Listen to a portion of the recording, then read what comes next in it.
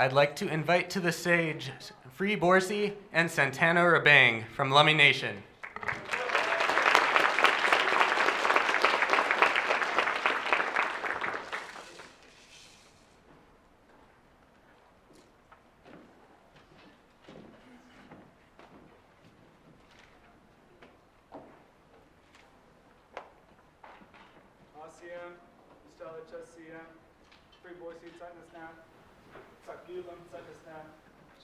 Good day, friends and relatives. My name is Free Borsi. My traditional name is Tsakrilam. I'm a member of the Lummi Nation.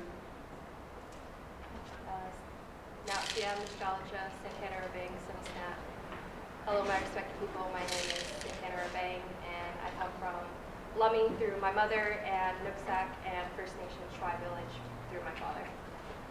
The song I'm about to sing is the national anthem of the Lummi Nation. It was composed by our late chief, Philippe, and other gifted songmakers such as Anton George and other families in the Lummi Nation.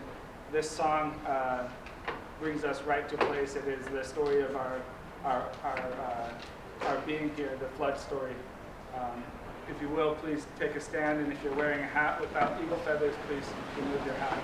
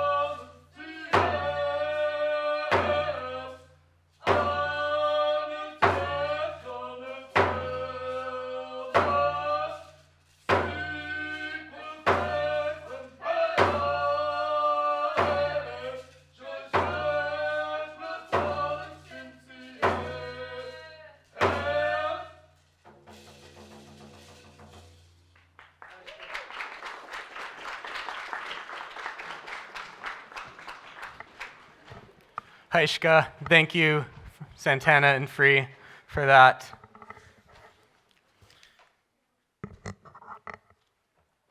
Good afternoon, my friends, peers, and fellow community members. I am so grateful that you are all here today.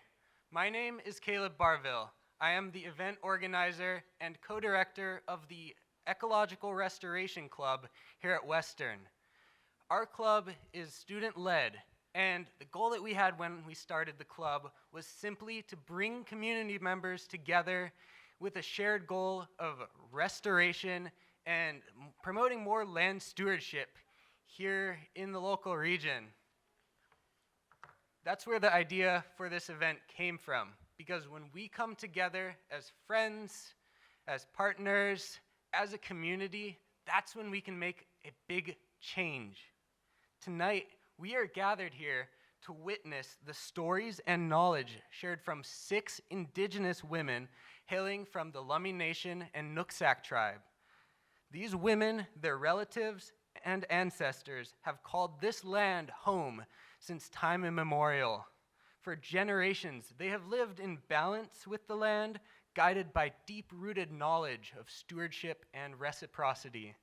However, in today's world, these values are often overlooked in policy decisions that shape our environment. It's 2025, and it is clear that the federal government of the United States does not have nature's best interests at heart. Recent policy changes and laws have left many questioning how we can reconnect with our lands and our waterways in a meaningful way. I'd like to share this quote from Robin Wall Kimmerer that was part of the Young and Indigenous podcast from Children of the Setting Sun Productions. The notion of land as object, as a commodity, and human people as just takers. That's what's gotten us into this mess. The notion of treating the world as your relative and treating the world with honor is exactly what the world needs right now. It is the values of indigenous knowledge that can be a real guide toward a greener future. This evening, we have the opportunity to listen, learn, and reflect on indigenous wisdom. I encourage each of you to take what you witnessed tonight and use it to better connect with yourselves, your community, and our planet, whether through action, advocacy, or meaningful involvement. We are grateful for your presence in making this a space of respect and learning. My hands go up to you all. Haishka, thank you for being here. And to our wonderful panelists, Haishka, thank you for your wisdom. Let us unite and make our voices heard to protect and restore Mother Earth. Thank you.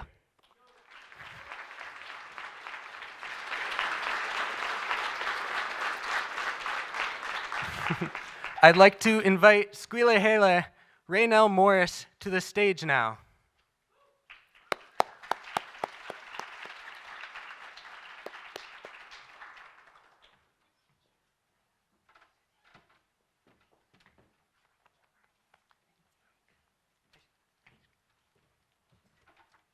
Nautsiam, Nostalgia CEM, Skila Hala Senesnet, Raynell Morris Senesnet, Chuck Lummison.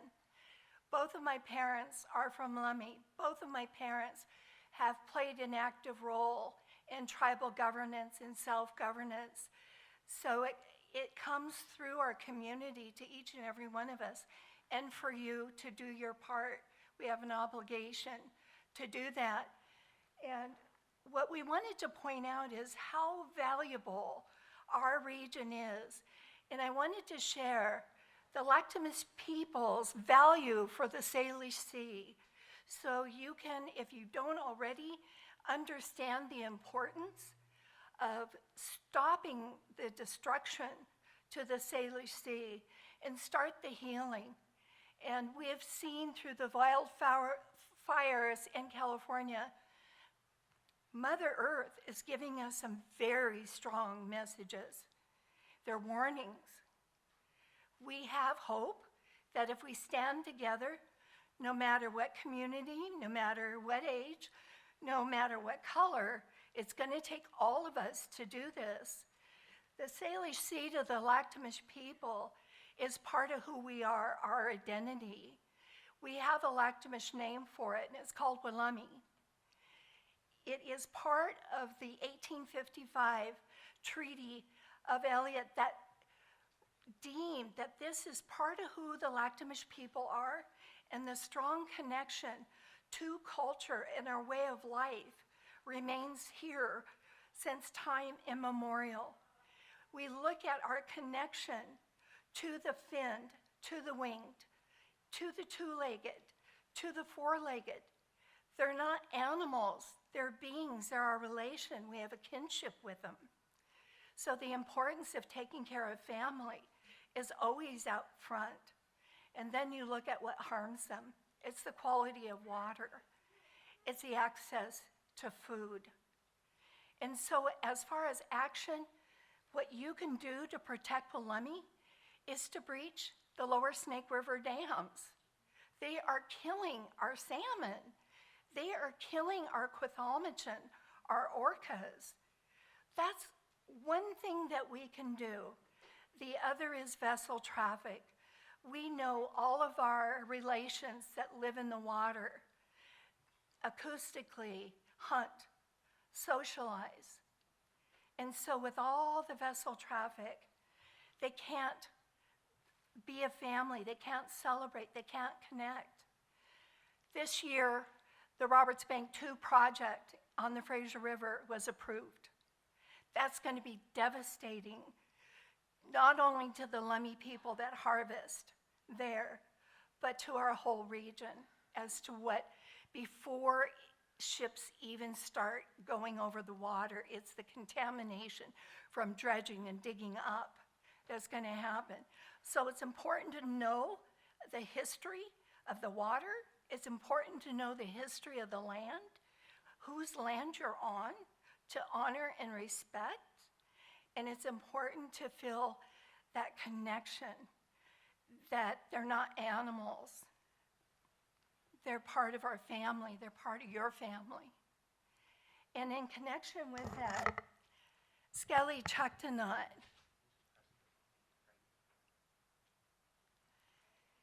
This is our relative, Skelly Chuktanut. She has a couple of different names. Tokatai, Lolita. She was captured in Penn Cove, right here in our waters, when she was 4 years old. She was sold to the Miami Sea Aquarium, where she lived just over 53 years. Her mother, Ocean Sun, is a matriarch of the southern resident killer whales. She still leads her people. And the story that she told, the sacrifices that she made for her life so that her family could have a better life. Part of her death, as sad as it was one of the key things that happened that closed Miami Sea Aquarium. So there's 535 beings that owe it to her for their survival and being able to go on and live in a cleaner, better environment, better food, better treatment. So this is just one example of our relationship and how we connect with the land and the water. We have a word, it's called ashakia. And what that means in our language is the web of life. Everything is connected.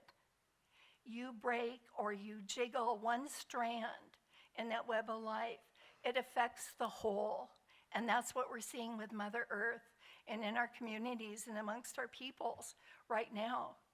We know we can do better. It's time we do better. Aishka.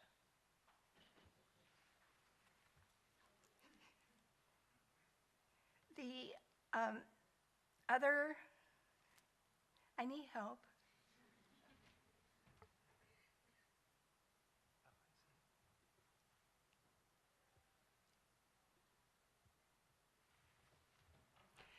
This is one of our Lactamish elders.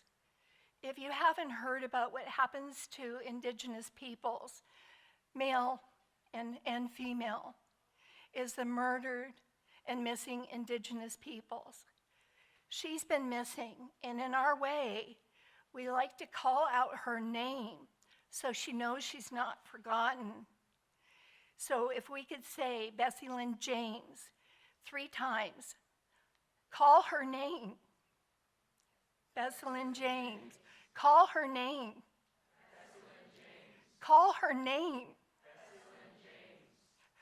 Haishka in the Lactamish Foundation is doing a fundraiser for the MMIW. So if you don't know about this initiative to save our people, please read up into it, and there's resources here. I'm not sure if they have a table or not, but there's a QR code that you can go and make a donation. If you can't afford a donation, spread the word.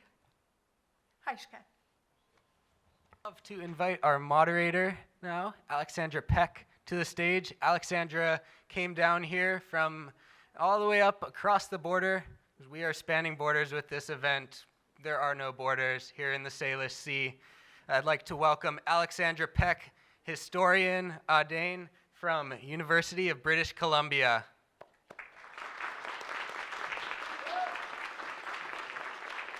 So while I am situating myself, allow me to introduce myself, or maybe Caleb already did. My name is Alexandra Peck. I am a professor of indigenous art history at the University of British Columbia in Vancouver, just north of here, which is also Coast Salish territory, as hopefully many of you know. Up in Vancouver, specifically where UBC stands, we are on Musqueam territory, and to kind of illustrate that, I have a photo here on my first slide of Salish Sea, who is a Musqueam weaver. She's shown spinning wool in this photo, which was taken in 1915. The topic of my presentation today really has to do with Coast Salish women of the historical period or pre-colonial period, to kind of complement the modern matriarchs that will be sharing their knowledge with us later today. So that's what I'll be talking about for the next few minutes, and I thought this was a great kind of intro to begin. I was really excited to be invited to this panel, or to this series of panels, because it combines my interests in ecology and the environment and natural resources with a lot of the work that I do, which is surrounding art and material culture and how women created art in the past as well as today using natural resources.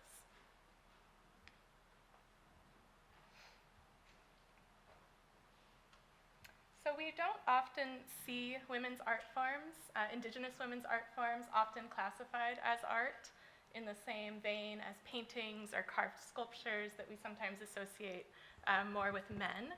So my scholarship attempts to challenge these preconceived notions, as well as resist the idea that Native women of the past were confined to domestic spaces, but instead show how they were working out on the land, out on the sea, and really engaging in a public-facing role, rather than in the home, which offered them a lot of autonomy that many non-Native women did not have during that same period. So in contrast to masculine settler colonial notions of controlling and taming the landscape, often through devastating practices, such as old-growth logging, dams like Snake River, and commercial development or real estate development, which have literally paved the way for many of today's environmental crises, Coast Salish women sought to steward and cultivate the landscape, often for their benefit and for their independence. The land was not something that was unruly or wild to these women, but instead was an entity that one could form a relationship with for mutual benefit. So in the slides that follow, I will briefly offer 3 case studies to kind of support these claims, ranging from Salish woolly dogs to lichen or moss, as well as camas bulbs. These 3 natural resources, as well as many others, were metaphorical gold for many Coast Salish women who utilized trade networks, hereditary land use rights, and indigenous science, sometimes called traditional ecological knowledge, to reap economic benefits and to establish socio-political authority within their communities. So our first example, some of us may be familiar with the small white dog pictured in this undated photograph. The dog is being held by 2 Coast Salish girls, and it is a Salish woolly dog. Historically, the fur of Salish woolly dogs were the primary source of material for woven robes, blankets, and capes, like the one you see here. It was an indigenous dog breed that was domesticated by Coast Salish women for textile use, but these dogs also served other purposes. Sometimes they were used for hunting, Sometimes we see them as babysitters for small children, and sometimes they were even seeing eye dogs for those who are blind. High-status women such as Salish, the woman that I showed you on my first slide, often isolated these dogs on small islands, like the ones you see here, to prevent interbreeding with other native dog breeds, as well as to prevent the dogs from running away, meaning that these women had land rights to these islands, as well as maritime knowledge of how to navigate complex waterways via canoe. Women would then shear the dogs, process their fur for spinning into yarn that was later dyed and woven to create those blankets or textiles. This photo illustrates that process. Then bundles of dog wool, which often resembled hay bales, were traded between women along maritime trade routes, signaling that they were engaged in economic transactions where they controlled prices as well as controlled supply and demand. So to use kind of Marxist terms, women controlled the means of production, meaning land, labor, and capital, or money.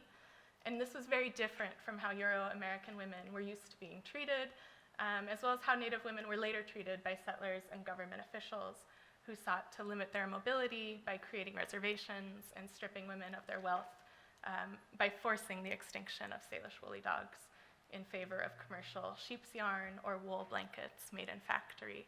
So we see a direct correlation between how between settler colonial attitudes towards the land and settler colonial attitudes towards indigenous women. And a lot of that correlates to the missing and murdered indigenous women movement today as well. Kind of breezing through here. My second example has to do with lichen, which is another natural resource that Coast Salish women maintained a monopoly over.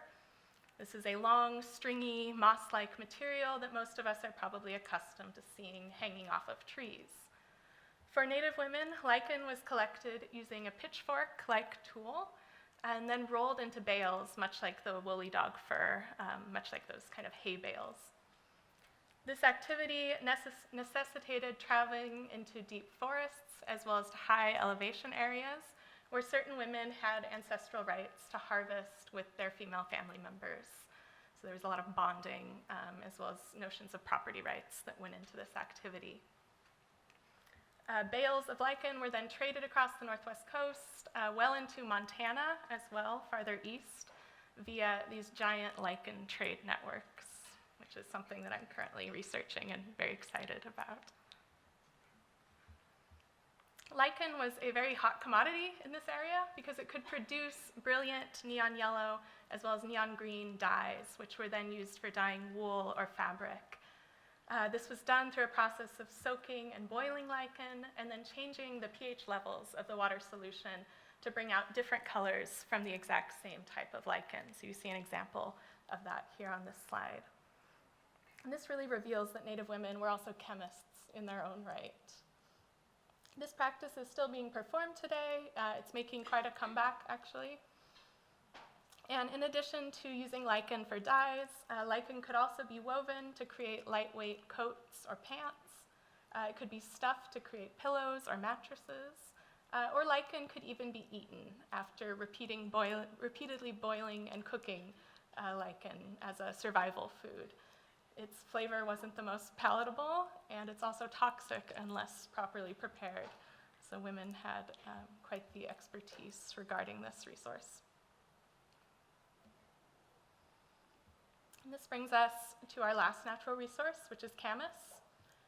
Coast Salish matriarchs were expert crop cultivators, especially of camas. This was one of their most famous crops, and many of us, again, are probably familiar with this blue or purple flower that blooms in early May. Camas once grew in large swaths on prairies, which carpeted most Coast Salish lands that weren't cedar forests or waterways. In fact, today, only 3% of Washington's native prairies exist, meaning that camas is relatively rare as a result of real estate development and being grazed by livestock introduced by early settlers.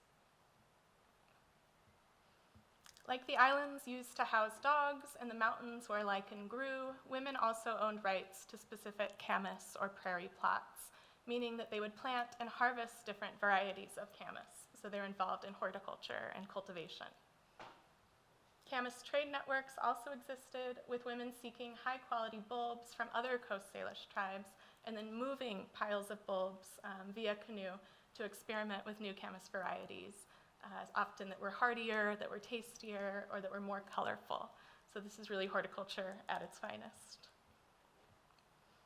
In an effort to maintain their camas fields, women weeded out unwanted plants, they marked poisonous varieties of camas, often with yarn, and they performed annual burns to encourage camas to grow back bigger and faster. These burns promoted soil health, got rid of any unwanted bugs or rodents, and kept prairie vegetation from becoming too bushy, which prevented also large wildfires from taking place and wreaking havoc. And a lot of this also relates to the fires that we see in LA and California today, where native burning processes were once very robust. In the spring, camas bulbs were dug up using specialized tools and then roasted. And a roasted camas bulb was a very starchy source of calories, which could be eaten in a variety of ways. It could be mashed, or it could even be dried and ground into a flour that would have been used for baking. So really creative culinary uses. So without further ado, we will now turn our attention towards some of the modern descendants of these women who are utilizing ancestral knowledge to promote ecological awareness, preservation, and revitalization. Let's give them a hand as they make their way.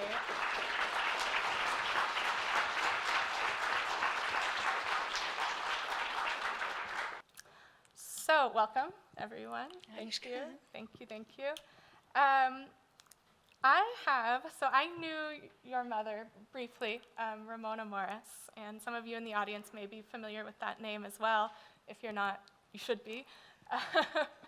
And I guess I would like to begin by asking you about her and by asking to introduce yourself maybe through your mother. Well, my mother stood about this tall, but her voice and her strength was Paul Bunyan. And she always knew when she needed to use her long house voice. And when she was on council, the men listened to her. She'd let them argue for a bit, and when it was getting close to 2 a.m. in the morning, she would say, "Oh, you guys aren't going to do anything. Let's move on." And they'd listen and they'd go on. But what she was skilled at is networking with the other Indian women up and down the coast. When they would go back to Washington, D.C. for funding, for testimony, Lummi didn't have the money that some of the other women from the tribes had. So she would sleep in their hotel rooms. They took care of her. That's just what our women did. And as her life went on, and now I can really value it more. When I was growing up and in high school, it was just like she just goes to meetings, and she's just always gone. And then my father got on council, and I was older, and I started understanding the importance of the council meetings, even though they were long and they went here and there and back and forth and then around, that it was important dialogue to flush out so they could develop their strategies before they either went to state meetings or they went to regional meetings or they went to national meetings. That was really critical, how they were strategists in their own way back then. But it was important to have that voice. And what she ended up doing is my older sister graduated, and my mom's like, the tribe needs your brain. And, we all listened to my mother. And so she started to work for council. And she was always in the background, behind the curtain, doing the work, taking what she heard from tribal leadership and turning it into a strategy, turning it into an ask, turning it into a national initiative. So it was just amazing how I could see both of them work, you know, within our own community and then further the region and then nationally.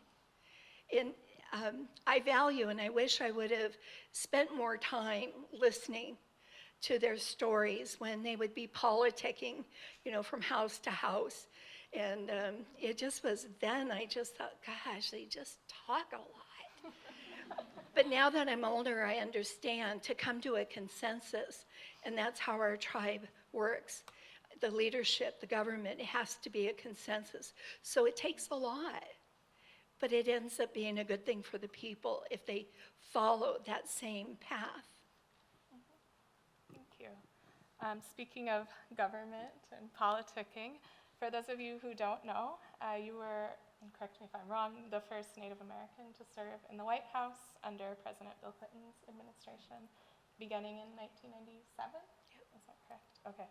So I am curious, how did you adjust to life in DC versus Washington and where you were from? Well, I don't live there anymore. No.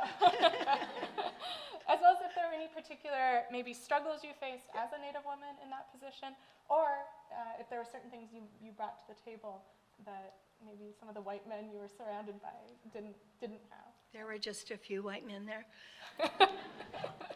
I was really fortunate. I had left banking after 22 years, and affiliated tribes of the Northwest Indians reached out to me, and they wanted to form an economic development company. And so they asked if I would do that for them. And, you know, through my mother and my father, we never did things that there was a blueprint for or a path paved. We were always creating and putting that blueprint into order. So I did that, and I'd only been working for ATNI for a few weeks when we had our convention, and our keynote speaker was the director of Bureau of Indian Affairs Economic Development.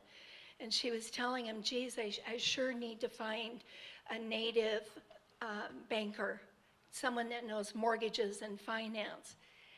And they told me, because I wasn't at the table, that they just looked at each other and said, well, we do. We just hired her. And the discussion and negotiations went on. And the deal was I would do 2-week rotations, 2 weeks in Linwood, Washington for affiliated tribes, and 2 weeks in Washington, D.C., assisting the Director of Economic Development. Back then, we had defaulted loans from tribes. So my job was to package them up and sell them back to Treasury so we could get more money to lend out. And then the undersecretary said, we want to send your resume over to the White House. They're looking for an associate director for intergovernmental affairs. Can we send your resume over? And I laughed. I said, well, that'd be nice.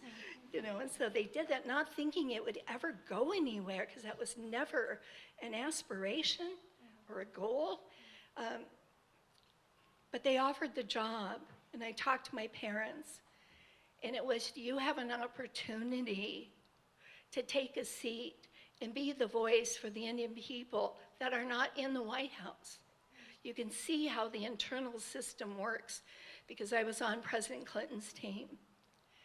And so I went through the first round of appropriations, and we were salmon people.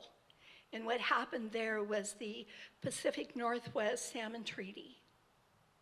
And when I saw the president deals with the governors and the prime minister to set the quotas and divvy that up, the tribal leadership dealt with the vice president. So I started seeing what was happening there. Things were already decided at the presidential level. The vice president was there just to relay what we were getting. And I remember calling my mom crying and said, we don't have a chance. We're not at the table. It's done. And that was our livelihood. That's who we are. So then I really started paying attention and seeing how the White House was structured, how the 26 federal agencies were structured. And I applaud what they did. There was a Black network, an Asian network, a Hispanic network, and a white network. Anytime there was a meaningful job at a high level in any agency, those networks advocated for their person. So then you can start seeing where the power comes from. We didn't have a network. We weren't putting forward any names. And my job was to bring the 26 federal agencies together monthly to tell them what the president's initiative is for that month, and to get the president out front with any grants that were being made, that he would make that announcements and meet them. The other part of my job was we had tribal leadership out of intergovernmental, along with the mayors and the governors in the United States. And my job was to get tribal leaders, they call them sidebars, and on the tarmac to do the meet and greets with the president.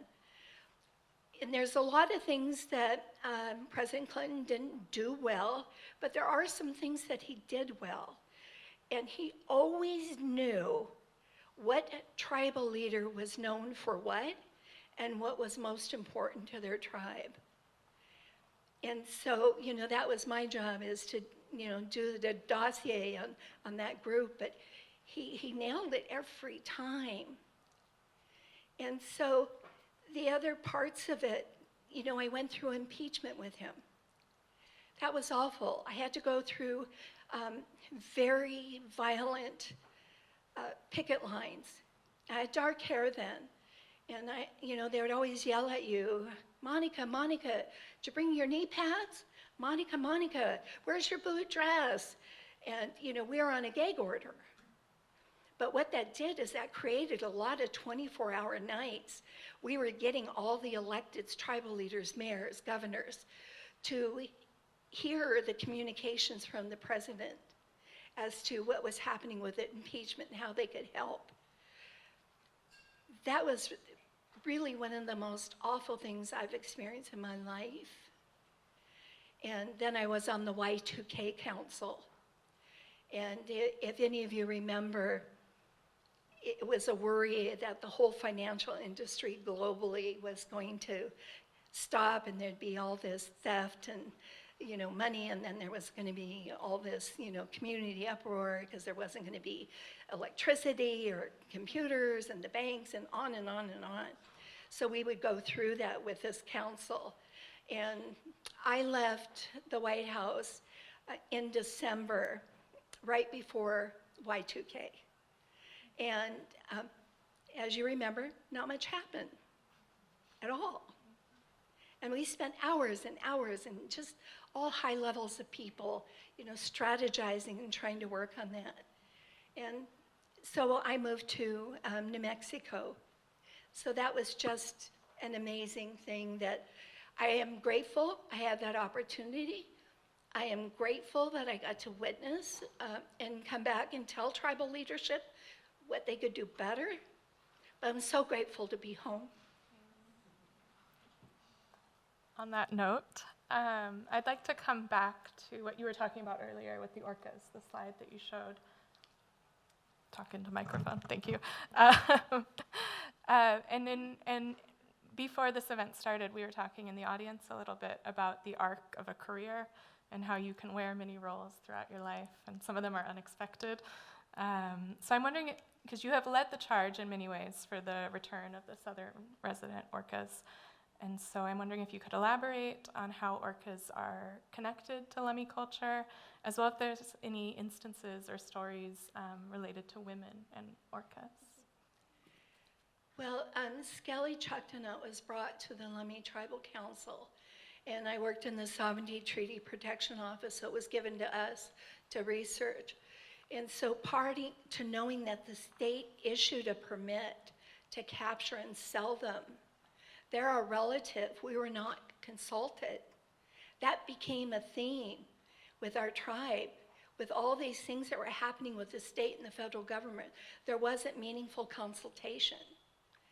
The other part of it was our late chief, Salik, was my Exalo, my teacher, and I go and sit with him. What he told me about Quethalmachan, being our kinship, being our relative, is what they've done to Skelly Chuktanut is exactly what the churches and the government did to our Indian children in putting them in residential Indian boarding schools, stripping them of their family, stripping them of their traditional food, their language, their songs. He said that's what they've done to her. And that is exactly what they did. And being a woman leading this and being on the council for, it's a nonprofit that was created out of Key West in Florida to take care of her. Colonialism was alive. We had started this, we had formed a kinship relationship with her, and the very wealthy white men said, this is hard work. We've got it. And when Jim Irsay came with his $20 million to fund the sanctuary and to bring her home, I was flown out to Miami to the press conference. All the board was, but I wasn't seated at the table. And when I went back to my room, it hit me, nothing has changed. Colonialism, it's all about the money and the power. And I just said when I was interviewed, this is what we have to do for our people. Sometimes we're just got to be grateful we're in the room. But we got the money. Unfortunately, she passed before, but we had the plan for the sanctuary. We took really good care of her. We flew her home and put her ashes back to the Salish Sea, to our place of creation, Chestanum. Thank you. And like you were saying before, and I think like many of us are experiencing right now, this is not an animal, right? This is a person in many ways, or a family member. Thank you. Our next panelist is Tammy Cooper Woodrich, who is, I know her as an accomplished Nooksack storyteller, but I understand that you have also a robust background in vocational rehab counseling, and I'm wondering if you could introduce yourself to the audience. Lautosiaya Tamala Toskwi Talizaqua Nooksack. Hello, my friends. Tamara is my name, and I'm Nooksack. I have a Homoch name, Squitzlatsamot, and I share that with my daughter Angela. She's Squitzlasathlot, so that's mother-daughter. And I luckily have one daughter in the audience, Melody Woodrich, and then my granddaughter Elizabeth Coleman is here too. So generations come and support one another, and that's part of our story. Thank you. And we'll hear more from your granddaughter in our second panel as well. So I think we have time, but I'm wondering if you could discuss or share a story related maybe to female protagonists or women in the environment, broadly speaking. Sure. A long, long time ago, a whole village of children, they decided to go outside and play. While the elders were inside, and they were busy with their weaving, and knitting, carving. All their parents were out hunting and gathering. So they were having fun outside. But this one boy, he stood up and he said, "Hey, let's go to the river. We can go swimming." Everybody said, "Yeah, yeah," and they took off. They took off down to the river, except for that one little girl. She was standing over by the house, and she said, "I don't want to go to the river. The last time I went to the river, I got lost. Besides that, what about Tsokoya?" Oh. The boy said, "Don't you know that that's just a story our elders tell us about basket woman so that we won't go to the river?" She said, "No, it's real." And he said, "No, let's go. I will take you to the river. I'll hold your hand and we will walk because I know the path. you won't get lost. She said, okay. So then they walked down to the river, and she was really quiet going down there. She gets down to the opening of the river, and there she could hear the kids all playing by the river, and everybody was just having a great time, jumping in the water, throwing sticks, throwing stones, digging tunnels, all that fun stuff you do at the river. She dove into the water. She was so excited to be down there with all of her brothers and sisters and cousins, and it started getting cold. So she came out of the water, and she was standing on the beach, and her brother came up and said, oh, what's going on, sister? Are you getting cold? And she said, yes. And he said, oh, I'll make you a fire. So he went up and down the beach, and he gathered all the wood, and he put it in a big pile. He started the fire. He said, oh, this fire's going to get you warmed up. You're going to be okay. So she stood back next to a log that was close to the fire, and she warmed herself. She was so happy her brother took care of her. But she heard something in rustling in the bushes, and she looked behind her. She could hear it rustling. She said, hey, everybody come here. It's Sakuya. Oh, no. What do you mean? They all came running. There's no such thing as Tokuya. Tokuya is just a story our parents tell us about the basket woman who comes and steals bad children. We're not bad. They took off out to go play again. She just looked behind her. Pretty soon she heard it again, and she screamed again, everybody, it's Tokuya, come, hurry. They all came running. No, we don't have Tokuya here. She's just a legend. She said, no, I heard her. I heard the bushes. Pretty soon, Tokuya stepped out of the bushes, and she was 9 feet tall, hairy woman, and she had a big basket on her back. She saw all those children, and she started taking every single one and putting them into her basket. She was going to have a good dinner. Oh, that little girl, she was crying over behind the log, and all the kids were in there, and she could hear her crying, and she looked around. She said, I hear another children. Oh, my goodness. And so she went behind that log, and she picked her out and put her in there. That little girl had been holding on to the ground as hard as she could, but Tokuya was too big.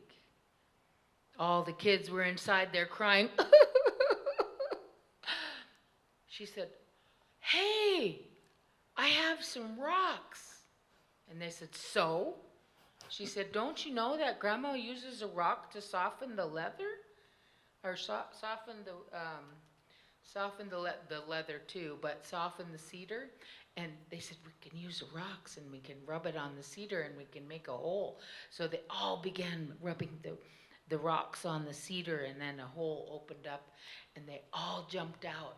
And they saw Tokuya dancing around the fire, and they said, okay, on 3, 1, 2, 3, pushed her into the fire, and poof, all the smoke and ashes turned into mosquitoes. And that's why there's so many mosquitoes on the river today.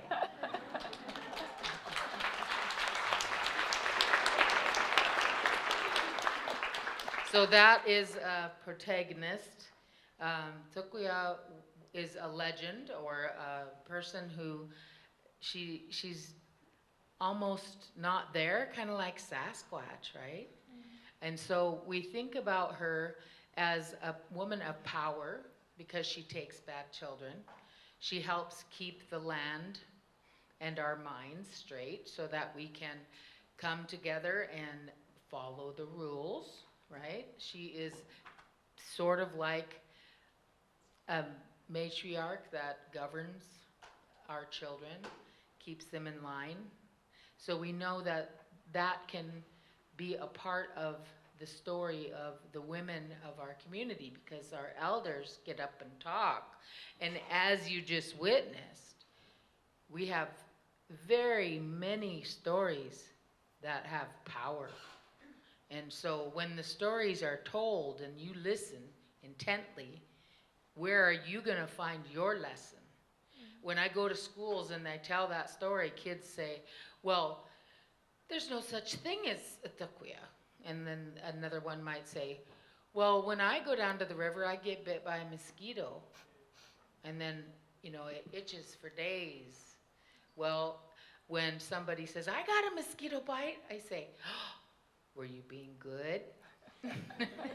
So those are the kinds of things that a mom or a grandma might be able to use as part of the lessons. So that's what the stories do. Thank you. I did not know about the mosquito component. So shifting gears a bit, vocational rehab counseling, you made a career in that as well. How did you get into that field? I'm very fortunate to be a voc rehab counselor for North Intertribal Voc Rehab Program through the Stillaguamish tribe. I have an office here in Bellingham, over by Jaeger's sporting goods store, and I just love it. I get to work with Native Americans who are enrolled in a federally recognized tribe who have a disability, and they cannot have a job, keep a job, or get a job because of the disability barriers or the limitations that they have because of their disability. And when someone comes walking into our office and they say, I always like to use my own story because I came in. The reason I even knew about voc rehab was because I got pulled into an office and said, hey, come here, we have this new program. And they told me about it, and I said, oh, cool. Okay, what is your disability? And I said, disability? I don't have a disability. And I said, well, I guess I just came off the street because I was a drug addict and alcoholic. And I said, well, I guess I have a disability of addiction. And she said, did you ever get diagnosed by a provider? And I said, no. And she said, well, I guess we can't say that's a disability then. And I was like, okay. And so I started walking away, and she said, well, how about if we do a psych eval just for the heck of it, because you're not doing any job or anything. I said, okay. So I did, and I found out 2 weeks later, after the report came, that I was dyslexic. I had no idea, because I could not pass my classes.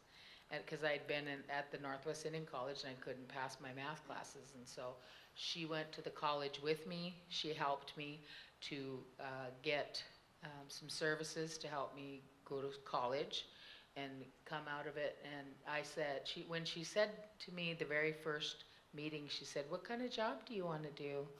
And I smiled and said, I want your job. Thank you. I have one follow-up question, if I may. Some of your clients that you work with, have there been any success stories related to people working on the land or with the land or in environmental capacities? Yes, tons. The Stillaguamish tribe has a beautiful environmental protection program, and they also have a wonderful fisheries and natural resources department, and they work along the Stillaguamish River. And we've had some people who've worked here at Lummi or at Nooksack also managing the ecological, the stewardship. And so I've been able to place people in those positions, and it really is inspirational to see someone flourish in that environment, and they connect that to their ancestors. And they realize that, oh, this is a job for me. So yes. Thank you. Thank you. All right. I think we are going to move on to our last but not least panelist, Shanoa Igawa. And if you could introduce yourself to us, please. Hello, everyone. It's good to be here, and I just want to say thank you for all the organizers and for the ones who have sang before to open up the gathering, and to my elders here also sitting on the panel together, and to everyone who's had a part here.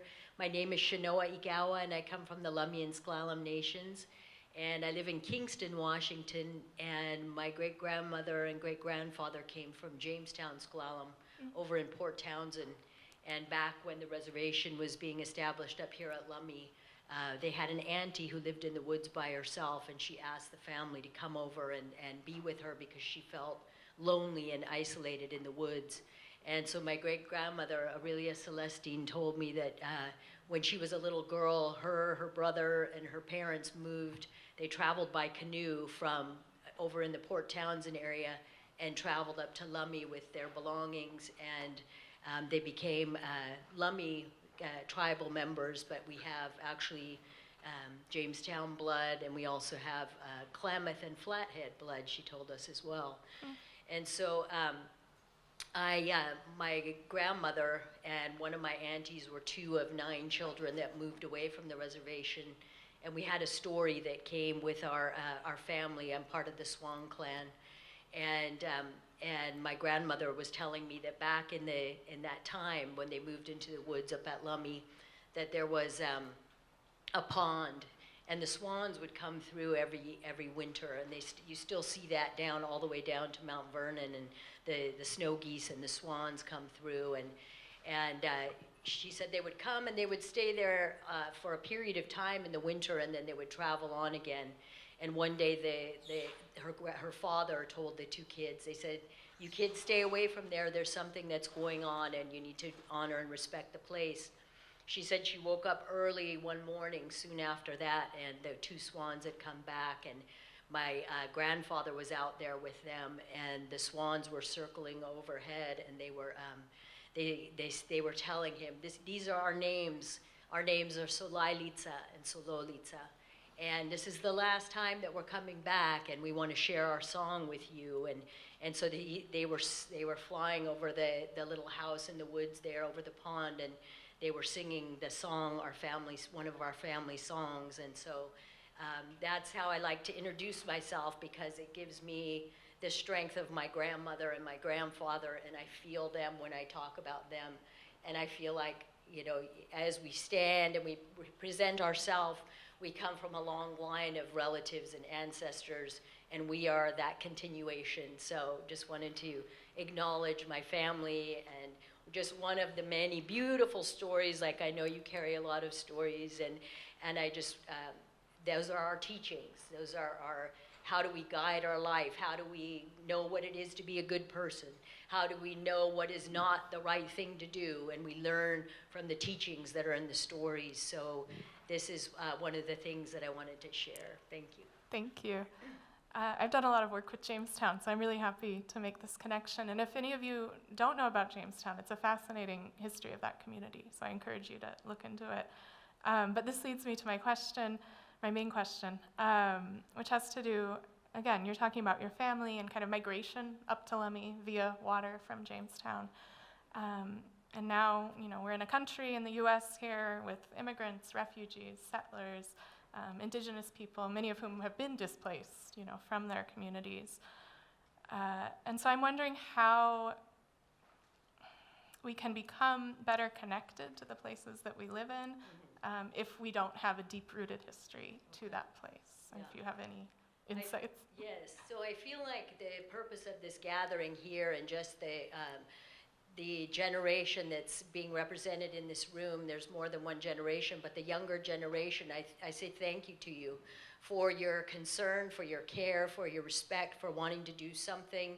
And I feel that it's a really important time for our indigenous leadership. And why is that? It's because we have connections to our homelands for thousands and thousands of years, and we know that all of the nature and all of the creatures and all of the waterways and mountains and forests and oceans, that these are all our relations, that the elements are alive. The water is alive, the forests are alive, the plants are alive, the animals are our relatives, the plants are here, they're the wise ones. They've been here long before us. And so we have that root, and we have that memory, and we have that care and that love and that respect that we want to share, and we want to remind us. We always hear, as Native people, we're known as the caretakers of the earth, but there's a message that I feel in my heart that we all are going to need to become those caretakers. I was said in the beginning, you said that when you opened, that it's going to take all of us, and together we have power. Together we each bring our gift. So there's a teaching about one of our elders from Skokomish. His name was Bruce Miller, and his Indian name was Subiye. And he said, we don't teach everyone the same thing. We don't want everyone to learn the same thing, because then we won't need each other. And so every person is born with a gift. Every single one of us have a gift. And that gift needs to be fully expressed. And our job as a community, our job as elders, as our job as parents and family is to make sure we recognize the gift of each child and to nurture that child so that that child can become fully expressed and be confident in who they are and contribute their gift to the whole. And together, when everybody puts in their part, that's when we're wealthy. That is true wealth. Wealth is not money. Wealth is not power of over people, over earth, over land. It's about the richness and the diversity of us as human beings, no matter where we come from, what culture, every language. We have teachings, we have lands. Remember your grandparents. What was their life like? What were your great-grandparents' life like? What was the journey? Then find your root wherever you moved from. If you're living here now, how do you connect to the nature? Because we have to connect back to the nature. Why? Because we are nature. We are a flower, a plant, a bloom, a blossom of all of creation coming together in order to create us. And so we have a purpose. We all have a purpose. We are made of the sun. We are made of the moon. We are made of the water, the fire, the plants, the earth, the soil, the air. This is our power as human beings. This is our real power. And the thing that we don't get told, because they don't want you to remember that. No, the people in power now, they don't want you to remember how powerful you are. In a good way, in a kind way, in a caring, loving, respectful way, where there's enough for all of us. And it's time to pay attention in the world because there's some big stuff happening. So keep your focus, stay aware, don't let yourself be distracted. There's a lot of distraction that's intentional with the phones, with the scrolling, okay? And I think that 5 minutes. It's good. But I've just been thinking about these things and the feeling of what's happening now. I just felt like it's really important to address what's going on in the world right now. And remembering that your happiness and your love and your hope is resistance and resilience. So do not let yourself go down. It's time to rise, and somehow you can use this energy of what is happening to fuel yourself with positivity, with hope, and take care of our water, take care of our salmon, take care of our orcas, our forests, grow gardens, start making it so that we have gifted people everywhere. What is your gift? What can we contribute? And maybe we're going to come back to a time of trade, which would be wonderful because we all get to do these things that we love and that we enjoy and that we're good at, that you work with your hands and you respect and honor and acknowledge the earth and our languages and our cultures. Our diversity as human beings is our wealth. Don't let people make you into a box, because we are not a box. Just as they were saying at the beginning, the Salish Sea is not a swimming pool. The water has been everywhere on this planet from the beginning of time. 4.6 billion years. The water and the fire came together and the earth was created here in a very sacred way. And then we have stories that go all the way back, the creation stories. And our indigenous peoples, they remember these stories, and we tell these stories, and we know that connection. We know the stars. Even the Big Dipper here, I was learning about that through a Taoist practice. And then one of our Nooksack elders told me the story of the Big Dipper, and that was a few months ago, and that was the first time in my life that I heard it, and I was like, it touched my heart, because I was like, yeah, we all know. We all carry this truth. We all carry this truth because it's in your DNA. It's in your memory, and when you awaken those parts of yourself through your spiritual practice, through your songs, through your dances, through your care, through your love, you can awaken yourself, and you can bring these memories that are going to open for you. And it's something, it's what we're meant to be doing here, I feel. And so I feel hopeful to be here I feel happy to be here as a Lummi person and just sharing my feeling because it's a really important time. I feel like we need to expand out and go beyond the borders of what your comfort is. Include people from all places and see what they have to offer and make friends and pay attention to your neighbors and be kind to each other. And together we can do this, you know. So that, as a Native person, I just want to say that this is why I came here, just to put these words in and to let you all know, you know, I was telling Caleb and the Native Student Union for what you're doing. You know, you guys have a really good group over here, and for meeting my relatives over here for the first time, even though I, you know, haven't seen you before and know your families, you know. So I was just saying, I'm here, and I think that our elders, all of our elders are here. That's what we want to do. We want to see you disciplined, you know, work hard, enjoy yourself. And we know what's the right thing in here, so just want to say that much. Thank you. Thank you.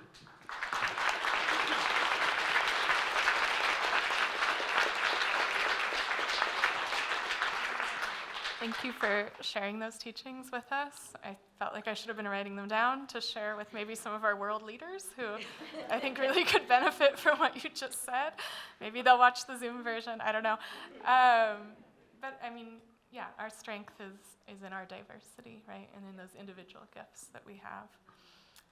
So to kind of culminate our panel, I think we have some gifts, and I want to invite those onto the stage for our elders.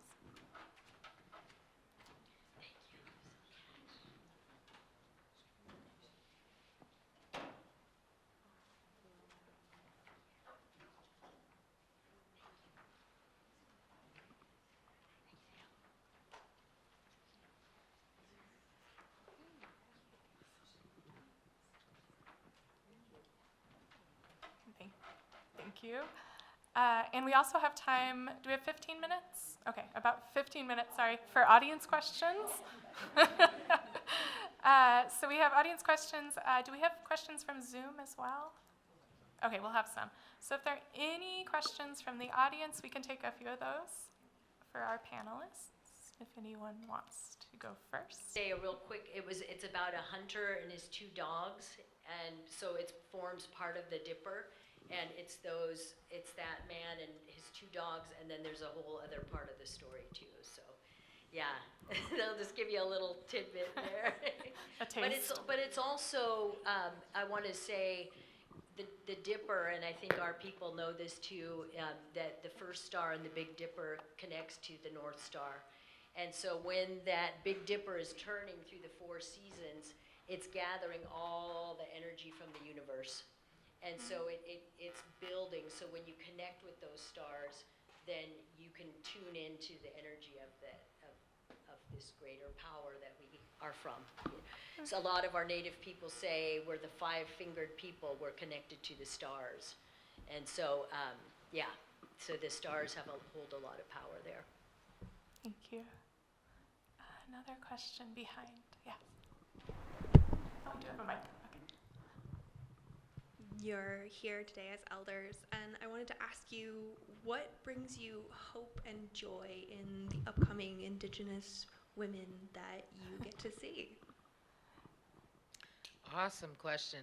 Yes, what gives me hope is seeing all you young people here with eyes and ears that are listening and watching. That's the most important hope that I could have, making sure that our future generations also have a passion for helping our environment.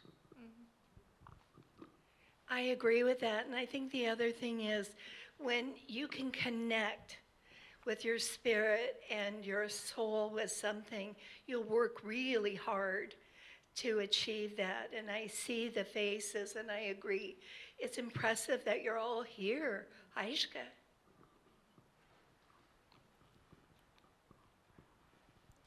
Other questions? All right, we have one from Zoom. historical roles and titles contribute to our understanding of the spiritual and practical roles of women in Salish societies, especially in terms of environmental and cultural stewardship? Well, that's an easy one to answer. I think what I've learned through our late Chief Salish is what happens to the orca happens to us. They're matriarchal. You know, Scully Chukna's mother is 94, maybe a little bit older than that, and she's still leading her people. And we see that it's passed down through stories to us. Now, I'm a matriarch and an elder. It's my job to pass that down. And the artifacts, my father was a master carver, and some of our co-workers with Children's Setting Sun are carvers and artists. And that comes out in who they are in their spirit, and they carry that work forward. So it's very important.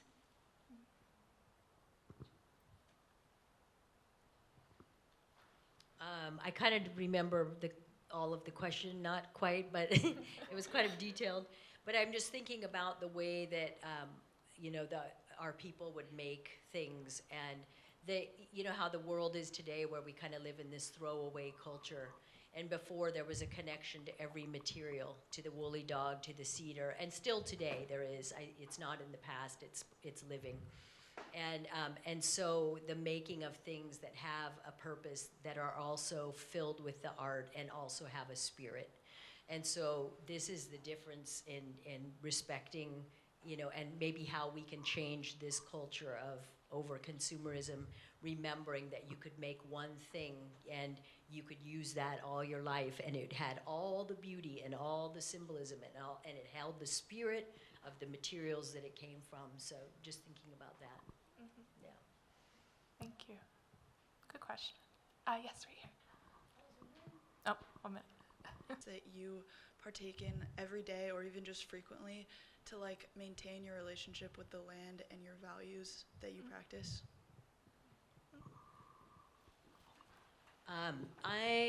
With prayers, so one of our teachings from our elders is get up in the morning before the sun comes up and face the east direction, and the holy people are bringing the sun up. It's a male and a female, and the power of the east direction where the sun is rising, there's an energy there that you can go out and show yourself in the morning, give your gratitude, and present how you want your day to be. Ask for those blessings, ask for those prayers, and they're listening to us, and they'll bring that. So it's like through our culture, it's the power of your positivity and the way that you think.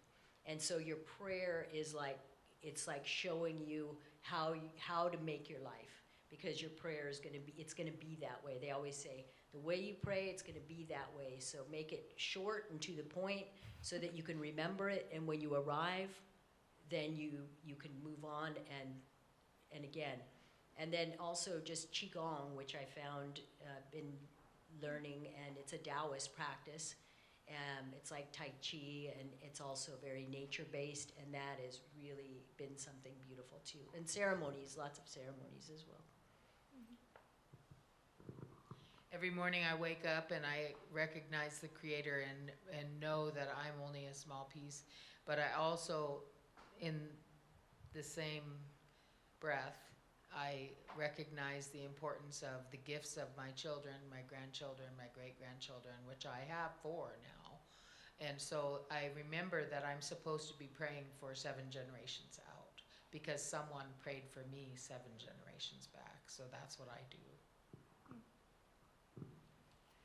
Well, I'm still growing, learning, and asking for forgiveness and giving gratitude. What works for me is either when I'm really happy, I go to Witchiek and Cherry Point, and I have a log there that I set on, and we're told we have 2 fire keepers at the end of Witchiek, and that are always there protecting the land. So I know when I'm happy, I can go give gratitude and raise my hand in love and respect.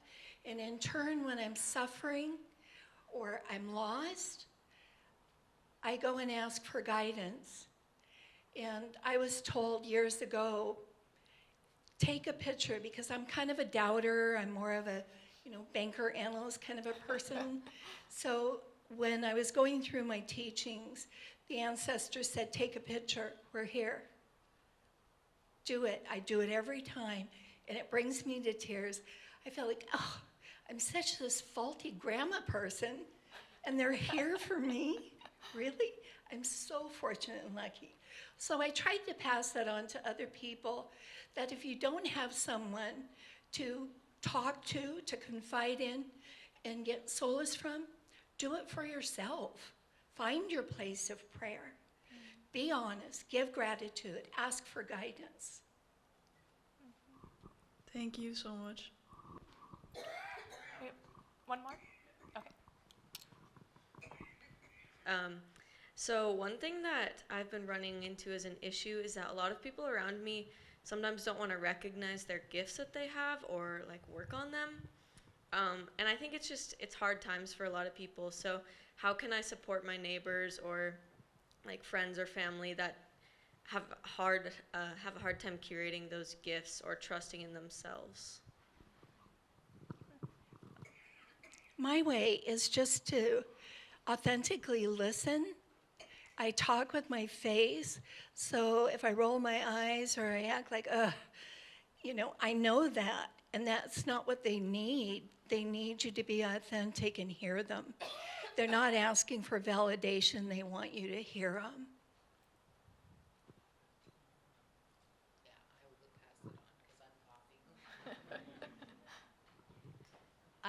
What I feel at this point in my life is that it's good to do the work yourself and then show how that transformation happens. I think when we're younger, we try to carry the weight of a lot of people that we love, and we're trying our best to, but it's not really our job. But you can pray for them, and you can hold them in the highest possibility, because we all have the highest possibility, and never think negative thoughts about them. Always hold them up as they can do it. It can be open for them. And that's what I do, because I used to get weighed down by it, and it would get me really depressed. And then I realized, okay, it's not my job to make those decisions, and I can't force somebody. You can hand a bag of gold and say, this is the gold I got, and if they're not ready for it, they're not going to be able to see it or understand it. And so everybody has to go in their own time, but we stay positive for them, and we keep them in and encourage them, and be uplifted yourself, and that's a good way. Yeah. Thank you. Time for one more question. Yeah. What advice would you give to young people who want to preserve native languages and traditions and keep them alive, but are not native themselves? What is the best way to support local tribes and peoples?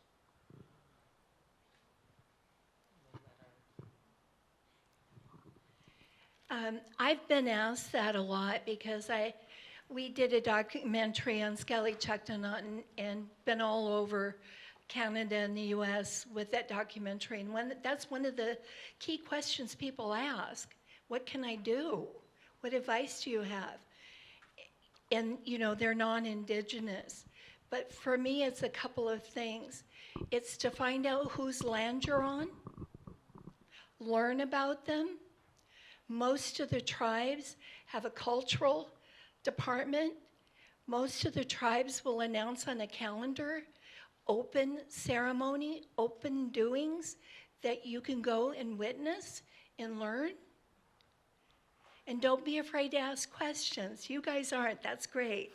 But you should always feel comfortable to ask, but be respectful in the way, but learn where you're at and who is here and who is here.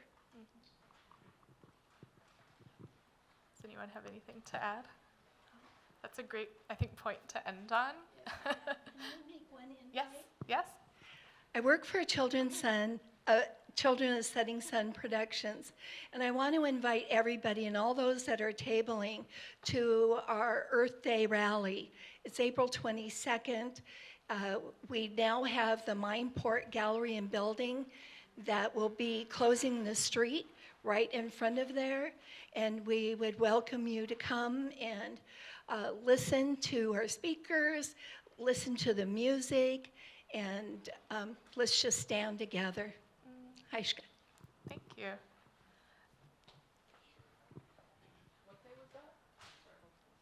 What day?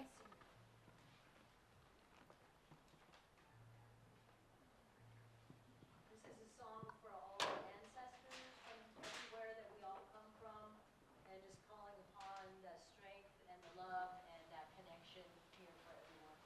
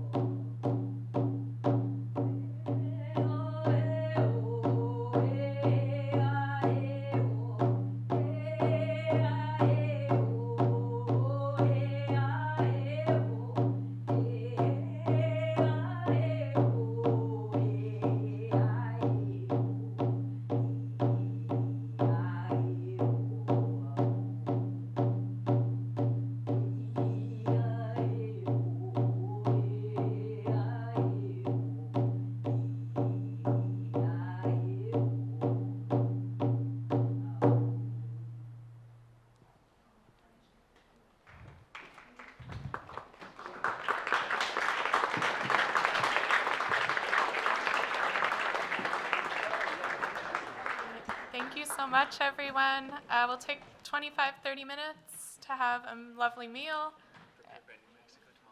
prepared by New Mexico Tamale Company, and then we will resume with our youth panel.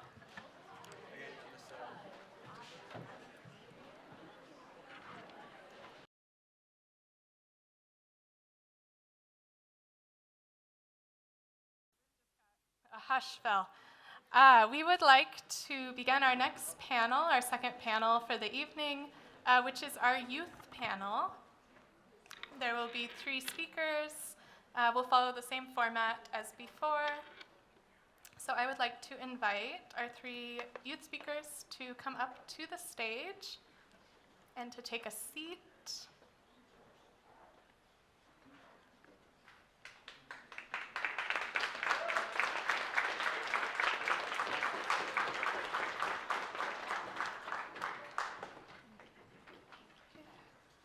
All right. So before we dive into things, we have Santana Rabang, we have Justice Black Williams, and we have Elizabeth Coleman as our 3 youth speakers. I'm going to let you all introduce yourselves, beginning with Santana, and I will give you the mic.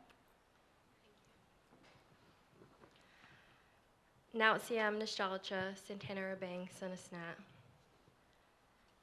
Chuch Lummi, E Nooksack, E Swai Village Sin. Haishka Quinisinatachel, E Sai at Sinklutza T Maquelia. Hello, my respected people. My name is Santana Rabang. I come from Lummi through my mother, and through my father, I come from Nooksack and First Nations Shwai Village. I just want to raise my hands to each and every one of you for being here today. Haishka. Thank you. And hello, Nausiam Sweets and Ohila Quinisinatachel, Atia Kaya Siam and Islachela, Tlatli Palit Senatna, Justice at Honitumsna. Hello, my friends and relatives. Thank you for letting me speak on this beautiful day. My indigenous name is Talatli Palis, and my Western name is Justice Black Williams. Lau Tilsiaya, Elizabeth Tilsqui. Hello, my friends. My name is Elizabeth. I am the granddaughter of Tammy Cooper Woodrich and Steve Woodrich, and the late Libby Reed, and the daughter of Melody Woodrich, as well as the granddaughter on my paternal side of Dave and Joyce Coleman, and daughter of Peter Coleman. My grandma, Tammy Cooper Woodrich, is of Nooksack, and that's what brings me here today. Thank you. So we are going to start with Santana. I have 2 questions, and my first question is based on your experiences with Northwest Indian College, Lummi Indian Business Council, and Children of the Setting Sun Productions. For someone so young, you have a very robust resume. And I'm curious if there were any particularly strong female role models that you encountered at any of these places or institutions. Yeah, I've had the honor to meet a lot of strong, resilient Indigenous women in my life, and starting at Northwest Indian College, I think someone that stands out to me is my cousin, Nolani Augustin, and she graduated from UW and got a job at Northwest Indian College, and she's one of my older cousins in my family, someone who I really look up to as a role model, and has really, paved the way for what's, accessible in my life, made me believe in my own strength that I've carried as an Indigenous woman, and I found myself sitting in her office a lot, asking for her help. She got her master's as a screenwriter, so anytime I had any papers that I did or needed revision on, she would always be my go-to person, and just a counselor for me as well, and any times that I needed it, and she's still a really big role model in my life. We both actually work at Children of the Setting Sun Productions together now, and she still continuously makes herself available to me anytime that I need. We've been through a lot of similar situations in our life.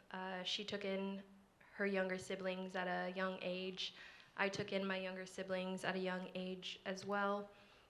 They're both of age now and adults, but I really struggled with being a caretaker at a young age due to the absence of her parents, but she really provided a lot of guidance for me in my life, and still continues to do that. At Lummi Indian Business Council, I would say Marissa Jones, who was our policy analyst, and before I got offered the job, she made it really clear to me that a lot of my advocacy on social media kind of needed to be put to a halt, because of when you start working for tribal council, you're ultimately a representation of your people and the people who help govern our tribe. And so I did ask her if I were to kind of give up my advocacy or put it to a pause on social media in terms of advocating against blood quantum and tribal disenrollment, if there are still avenues at Lummi Indian Business Council where I can, you know, kind of still work towards that, but in a more kind of a low-key manner. And she said yes. And so one thing that the only reason why I took that job is because I was really wanting to create conversations in the tribe around blood quantum. And if a lot of you aren't familiar with what blood quantum is, it's kind of a criteria that tribes have in terms of being able to be enrolled. And so I kind of went in there, and it was really tricky because you couldn't really attack that problem head on and change it as a whole within the Constitution. And so she kind of mentored me in ways that we can find ways to amend our Constitution. And one of those amendments that kind of got created with me under her guidance was being able to include Canadian blood in our tribe. So with Lummi enrollment, they allow any other tribe, you know, within the Puget Sound and as far south as you can go, and you can use that blood to add it to your amount of blood quantum that you have. But they wouldn't recognize Canadian blood because of the border. And so that was something that was kind of the easiest way to kind of go about getting more people enrolled, was not getting rid, you know, that's a plan for hopefully in the future, is, you know, finding some type of criteria that's like a collective decision among the community members, because, you know, there is this fear of people, you know, coming in and claiming, you know, they call it pretendians or whatever, of people coming in and trying to claim that there are Lummi. So there is that fear of that, and I understand that fear and people wanting to protect, you know, our way of life. But if we came, you know, together as a community and came up with a collective decision, whether that's like inclusion in the community, you know, being active in the community, actively learning your language, actively going to community gatherings, and being an active participant, or a residency, you know, living in Lummi. You know, there's so many other criterias we can create in terms of what it means to be Lummi. And I think that decision should be made, you know, up to the community collectively. I don't think one person or a governing body should be able to decide who belongs and who doesn't. And so under her mentorship, I did a lot of research, and I found actually a petition that was passed in 1978 that said that there should be no distinction between American blood and Canadian blood. And I printed off that petition, and I put it on every single council member's desk. And a lot of them were kind of like, where did this come from? How did you find it? And I was like, you guys have access to this just as much as me. So it was kind of surprising that they were surprised by that. And so one day during a council meeting, one of the council members put forth a motion that petition needed to be recognized, and that it was true that we shouldn't make a distinction between Canadian and American blood, because there's no difference between either or, and the borders are not something that, you know, we abide by. They were meant to disconnect us and separate us, and it was ultimately man-made and not something that we recognize as Indigenous peoples. And so that petition actually was put forth through a motion, and Marissa Jones was our policy analyst at the time, and she went running with that work. and she really allowed me to really mentor under her and get that going, and it was passed, and there was numerous people who were able to be enrolled because of their Canadian blood ancestry was recognized, and so it allowed them to be able to enroll themselves. And then at Children of the Setting Sun Productions, you guys have heard from Raynell Morris, who's also an elder and mentor to me within the organization, and the work that she did with Sally Chucktonut and the documentary of Resident Orca really opened my eyes to honoring our relatives that we have in the sea. And she's just a really good mentor to a lot of us young women at Children of the Setting Sun Productions. I also got to meet numerous strong indigenous women throughout our Salmon People Project. Our Salmon People Project is really multifaceted. It's documentary, gatherings, and research. And throughout our gatherings, we really gathered a lot of people all across Coast Salish territories, all the way down to Yurok in California, Canada, and a few that really stand out to me are Alyssa Macy, who is the CEO of Washington Conservation Action, and she has been a really strong advocate for salmon restoration and dam removal, along with Amy Cordalis, Ashley Bowers, and Molly Myers, who are from the Yurok, and they built a nonprofit called Ridges to Riffles Indigenous Conservation Group, and they led a lot of the work of dam removal along the Klamath River. And then also Frances Charles, who's the chairwoman of Lower Elwha Sklallam Tribe, and she was a chairman during the Elwha dam removal. And so a lot of these women throughout the Salmon People Project have really inspired me in their leadership with salmon restoration and dam removal, and being an advocate for one of our most sacred ancestors, which is the salmon, and they are the voice for the salmon. And I'm just so honored to be able to know all of these strong women who are in leadership roles and really battling against those gender boxes that people try to put us in, and really just have stepped into CEO roles. Amy Cordalis was a lawyer during the Klamath Dam removal. She worked on the river at the time and witnessed thousands and thousands and thousands of dead fish on her river. And she worked for fisheries at the time.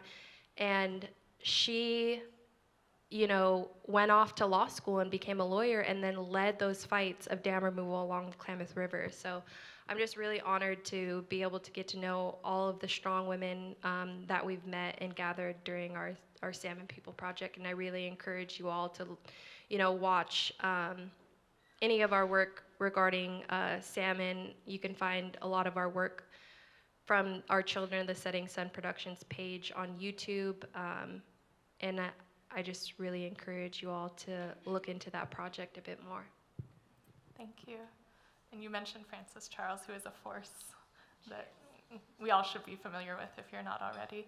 I have another question, but I think I'm going to save it for Santana, for the audience portion, if we have time then, about social media and activism in that regard. But moving along to Justice, I understand that you are pursuing your BS in Native Environmental Science, and I'm curious what led you to this educational degree, and as well as what types of research you are executing at the Salish Sea Research Center. Yeah, so I started off my college journey a little rocky, not knowing which direction I wanted to go. Or field of study I wanted to pursue. So I started doing internship after internship, trying to find something that called to me, which led me to the Salish Sea Research Center. And I've been a part of that lab since June of 2022, doing their sea phage program. And during that time, something kind of just clicked, and I realized this is something that I'm kind of good at, and on top of that, it's something that I hold near and dear to my heart. Being a person of the sea, being Lactamish. I started making these connections to research and sense of place, combining indigenous ways of knowing and Western science together. I got to a point where I was just like, yeah, this is where I want to be and who I want to be. I want to be a Lactamish woman with the ocean as her profession. And in order to achieve that desire, I need to graduate with my BS at Northwest Indian College and then apply for graduate school. And once I get my degree, I want to take that knowledge and gift it back to my community and the natural world. And as of what type of research I'm doing, I'm currently working on my capstone project, which is using environmental DNA samples. And just in case some people are not familiar with this topic, I'll clarify a little bit. Environmental DNA is the genetic material present in environmental samples, so like in water, air, or soil. And we, at the SSRC, we kind of have like this Ghostbusters backpack glorified vacuum pump that we use to suck the water through a filtration system, and then we can take those filters and either stick them in a negative 80-degree freezer or immediately extract the eDNA from them. But that's kind of like besides the point. See, let's figure out where I'm at. It's a technical. Yeah. Well, we use that to look for targeted species in the environment. And the SSRC has been collecting these samples in the Salish Sea since 2018, I believe. And the main species they have been focusing on is hooligans. So using qPCR, we can see if hooligans were in a specific area based on if the eDNA sample amplified or not. And we have tons of data, because we've been sampling since 2018, that we can use for the distribution of hooligans in the Salish Sea. So that's the main project I've been working on since I started this internship. But for my capstone project, I wanted something that I could call my own. So I started asking my mentors for help, such as like John Rombold and Misty Peacock. And we came to the conclusion of using those prior eDNA samples and then testing for sand lance fish instead, then cross-referencing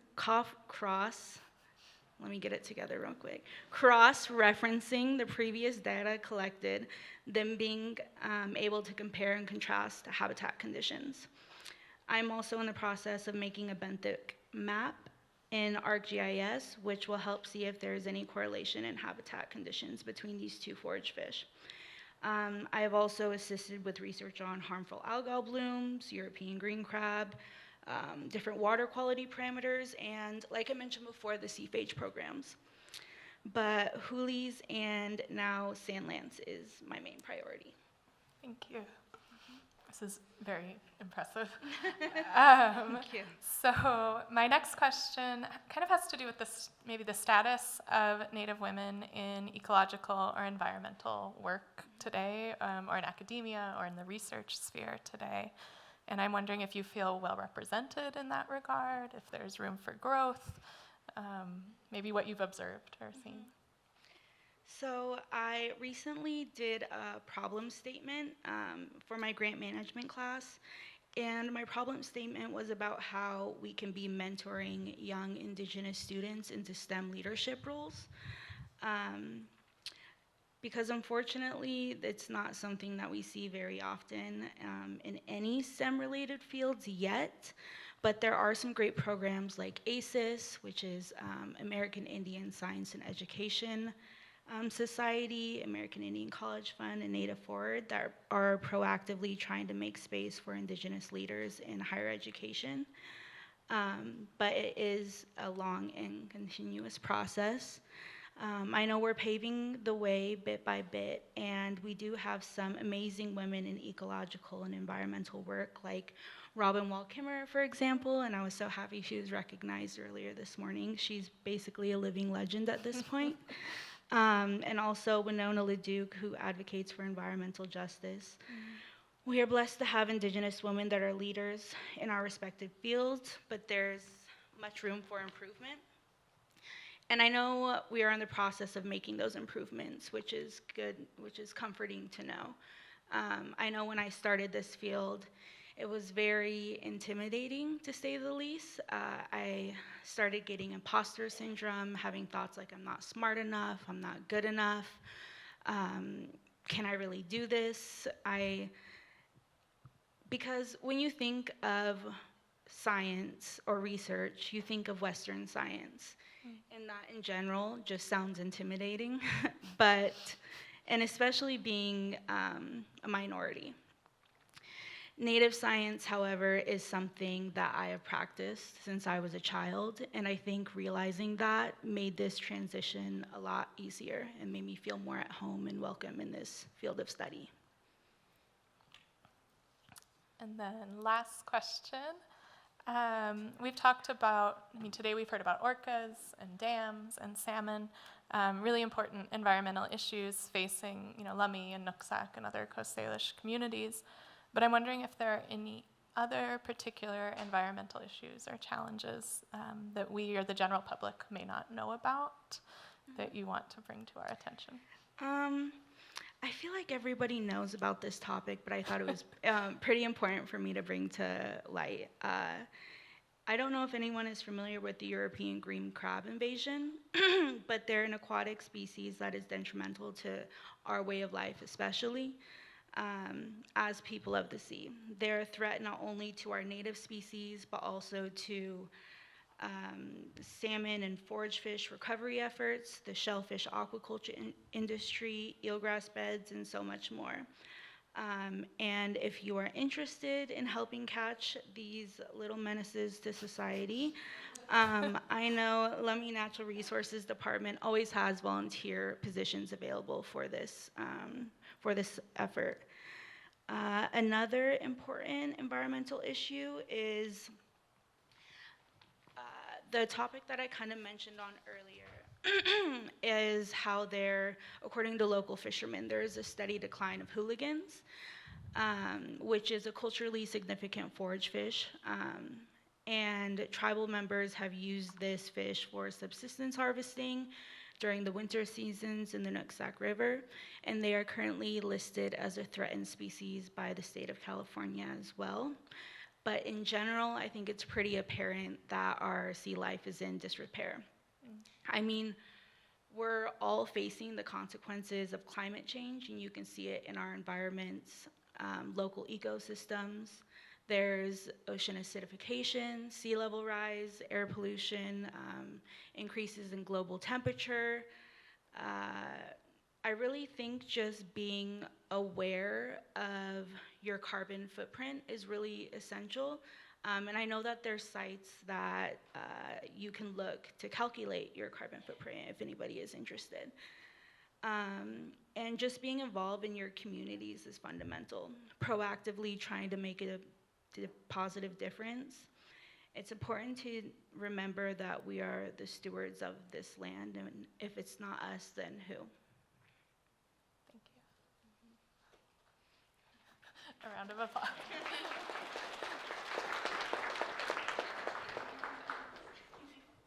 Thank you.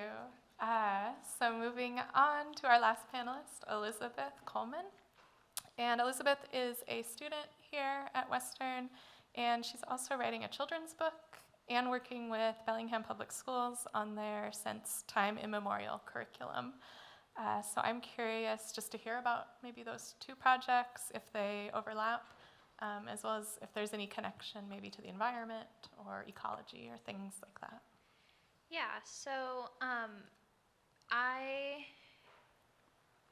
my nonprofit, or a nonprofit that I'm a part of as a vice chairman called Healing Through Hope, We are working with Bellingham Public Schools and Village Books through their publisher Chuckanut Publishing, I think something like that. And we are working with them to write a children's book for their Since Time Immemorial curriculum, and to enhance it and to partner along with the videos that Children of the Setting Sun have created and produced. And so my aunt is the author of the book, Angelo Latoy, and then Nish Romero is the illustrator for the book, and then I am working with the school district to help create their curriculum and their units and all of that kind of thing. Thank you. So I also understand that you provide special care to clients who are living with dementia or stroke impacts, cerebral palsy, disabilities, things like that. And so I'm curious, as a caregiver kind of in this field, how maybe you implement the outdoors, the natural environment, or even traditional ecological knowledge or the science that Justice was talking about to help promote healing and independence for these clients. Yes, so I can talk all day about this. So my major is special education, and so as a caregiver, I work all day with people with disabilities of all kinds. I have clients ranging from ages 15 to, I think my oldest is 89, with all kinds of disabilities ranging from physical disabilities to mental disabilities. And one of the things that nearly every one of my clients have in common is that if I bring them outside and I bring them into nature, it's like a light has switched. With my clients who I'm working with them solely for their physical disabilities, where I'm just assisting them in accessing the daily world and their daily lives, we're just doing what they want to do. But if I'm noticing that they're having just a hard day because if you have a disability and you have flares, some days are just harder than others. Couple wise women have told me more than a few times, go put your feet in some water, go get outside, go do some mindfulness, go say a prayer. And so sometimes as a caregiver, I'm the person that will be like, all right, let's get you outside. Let's go find some grass. And one of my favorites is with my client who has dementia. He loves the outdoors, and so he's getting to the point where we can't do as much physically outdoors, but we can still watch nature documentaries all day. And he still thinks that every single one is a new one every day. And I can verbatim say, quote, every nature documentary on Netflix. Just saying. Yeah. But on his good days, we like to go out for walks and we'll go look at the trees, and there's a lot of birds that like to go by, and so we'll go sit outside and watch the birds and everything like that. And so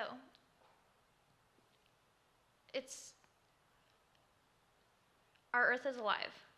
And that's one of the things that, our last panel was just talking about that. And that's something that we have to keep in mind. And it's healing. It's not just that our earth is an object. And so allowing our earth to provide us, as well as providing our earth with what it needs, is crucial. And yeah. Kind of mutually beneficial. Yeah. Yeah, very important. So my last question has to do with your grandmother, who was on our previous panel, Tammy Cooper Woodridge. And I'm just wondering if you could speak a little bit about your relationship with your grandmother, as well as maybe how she's inspired you or influenced some of your career choices, it sounds like. Yeah. So, my grandma.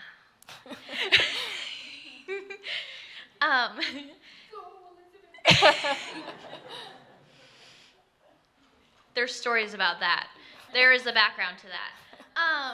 So, she has been storytelling since before I was born. She is actually my step-grandma, but in the native world, step doesn't exist. And so that means biologically I am not native. But she has been around since before I was born. She has been in my mom's life, I believe, since she was 2, or 2 to 5 or something like that. And so I grew up within minutes of her my entire life. And both my parents, since I was born, worked for the tribe. They were foster parents for the tribe as well, for my cousins who were Nooksack. I was always involved, right? Still am to this day. But I also followed my grandma around to every single one of her storytelling events that were not while I was in school. And I mean every one. And there's a lot. And I knew every part of every one of her stories. And yet, Tukuya, the story that she told in the last panel,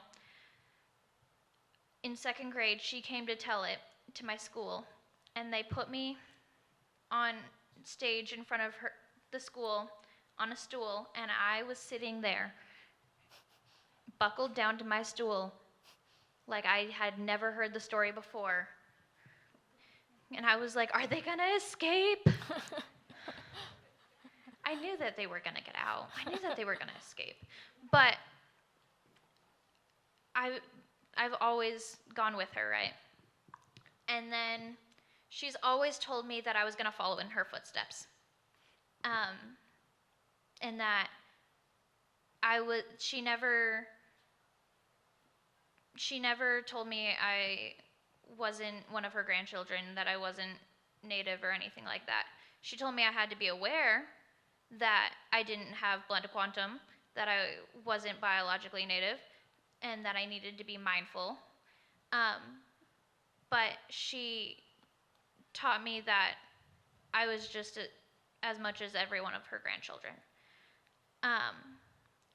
And so, just like all the rest of her grandchildren, she expected me to pay attention, learn all my teachings, listen to my elders, sit down, be quiet, pay attention to the speaker. And next thing we know, I'm one of the last of my generation doing that. And then I graduated high school, and she gifted me her shawl and a drum. And this was at my graduation party, and this is in the middle of COVID. And I opened it up, and I see it, and I was like, "What is this?" And I just thought it was like a nice gesture. And she was like, "It's your turn. Hope you know your stories." Little did I know that about 2 weeks later, I was going to be telling a story at Nooksack for their Nooksack days. Little terrifying, but yeah. And then ever since then, every one of her storytelling events, she's told me about when they are, and said, "Are you coming?" And if I say no, I better have a good excuse. And yeah, here I am today. Thank you. Yeah. Thank you. There's a lot of great lessons, I think, in that closing statement. So we can open it up now to questions from the audience, if there are some. I have a question regarding, so in your experience, in your lifetimes, how has the attitude of Indigenous empowerment changed, and how do you see that going forward?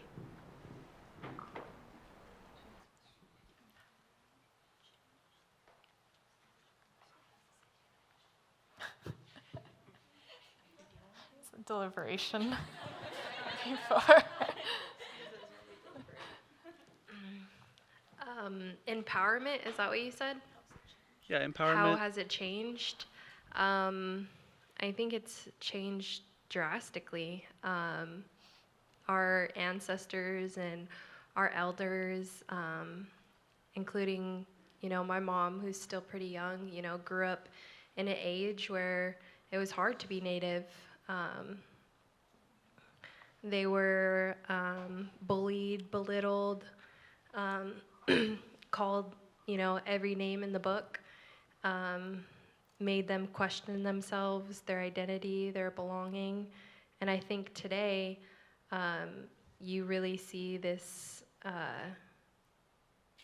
difference in how people carry themselves as Indigenous people. There's kids, young kids, really I'm talking 3, 4, 5 years old, that are wearing their regalia that they, weren't allowed to wear before, and they're dancing, they're singing, and they're unapologetically able to be themselves. And we're in an era now where, you see representation on television, in TV films, and documentaries, and fashion, music. I mean, we are really in every avenue of life now, and you can see Indigenous representation anywhere you go, whether that mostly in art, and where you go and visit cities, you see art on the walls. And I think it's definitely changed drastically, and people today are really able to be proud to walk in their own skin, and be proud that they come from ancestors that have endured so much, and really just be proud of who they are. And there's this saying in our community that, you don't know who you are unless you know where you come from, and I don't really believe that that's place-based. I believe that's ancestral. So really leaning into your family tree and learning who your grandparents were, who your great-grandparents were, and so on and so forth. Yeah, I think it's important to realize that boarding schools were a main reason that we had this Native pride taken away and stripped from us. And I think we're in the process of revitalizing, or trying to get through this historical trauma that we're all recovering from. And you can see it in this generation, the generations before us. I think we're all in a process of, finding ourselves again. I think going off of that, my great grandma was a boarding school survivor, and she would frequently tell my cousins, be proud of who you are, and to not back down. Now, when she had dementia, towards the end, that got a little too strong, but it became a large part of who my cousins and my family have been and become. Thank you. We have another. Hi.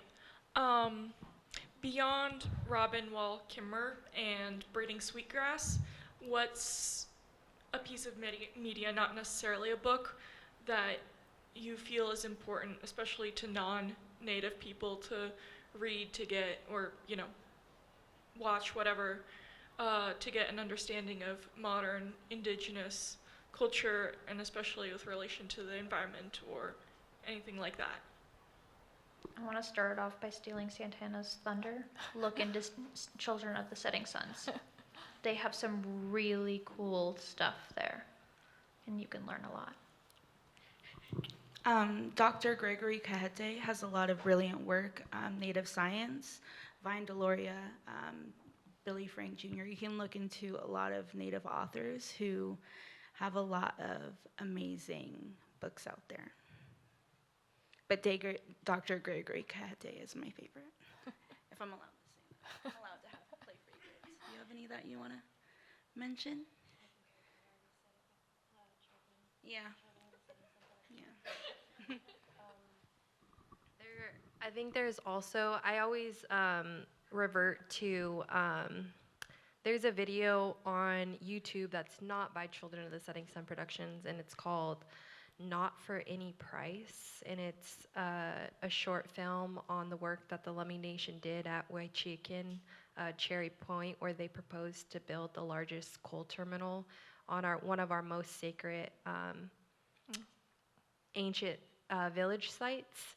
And I think that really gives you a good kind of understanding of like some of the fights that we still fight for today in regards to environmental protection.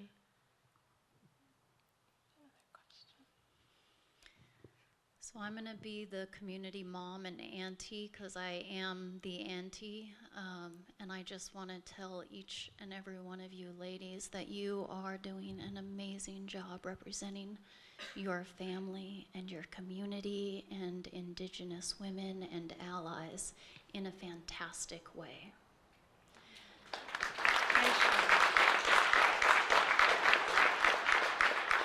Santana, I have had the honor of seeing you as a community member since you were very, very small, and I've seen you grow as a strong indigenous woman and learn to have your voice, and I've seen you go through evolution and becoming a person who you are, and I'm excited to see what you become in the future, and I'm curious to know about your advocacy and finding your voice and activism and how you balance that along with just being who you are.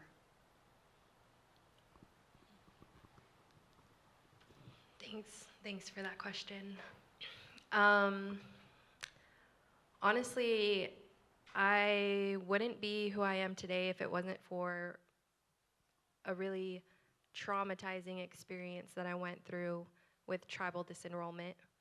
If you guys aren't familiar, my father, who is from Nooksack, we endured a really painful experience, one of the hardest obstacles I've probably ever hurdled over in my life. In 2012, there was letters to send out to myself, including 305 other tribal members of my family. We became known as the Nooksack 306, and our tribal government decided to revoke our citizenship to our tribe. And I was only 16 at the time. I'm almost 30. You guys notice how they said introduce ourselves oldest to youngest? I'm like, I guess I'm auntie status, going on elder status now. And so I was attempted to be silenced throughout many times in my life. I saw a lot of pain that the disenrollment really inflicted on my family. And I'm not saying that to, place blame or point fingers. I've really grown and been able to compartmentalize a lot of my feelings from that time. And I just got to a point where I enrolled at Northwest Indian College, and one of the assignments that they gave to me in our cultural sovereignty classes was our family tree, and I went on a self-discovering journey. Today I've learned all the way up to my fourth great-grandfather on both sides, and I've really just grounded myself in that saying of who I am and where I come from, and that really pushed me down a journey of advocacy around tribal disenrollment and blood quantum, and just a lot of the, colonial mindsets that a lot of us as Native people have adopted in terms of deciding who belongs and who doesn't. And I really just made a promise to myself that I would never allow anyone to silence me again. And my grandpa also asked me, at a really younger age, that he wanted me to be the voice for my family.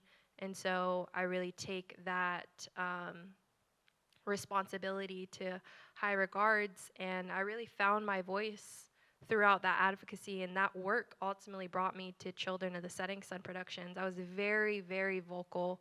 I became very, very vocal at Northwest Indian College, and Daryl Hilaire, who's our executive director, his daughter knew that Daryl was looking for someone to work at Children of the Setting Sun Productions, and she recommended me. And so my advocacy in terms of my belonging as an Indigenous woman has really sprouted.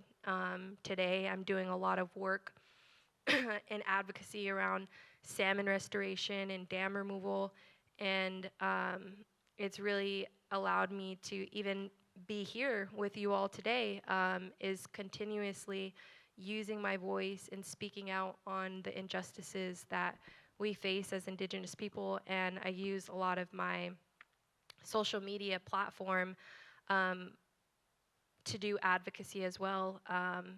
We're in modern times, and as Indigenous people, storytelling has always been an oral tradition in our communities and in our culture. And so I've really taken my advocacy of storytelling onto social media as well to really bring in a broader audience.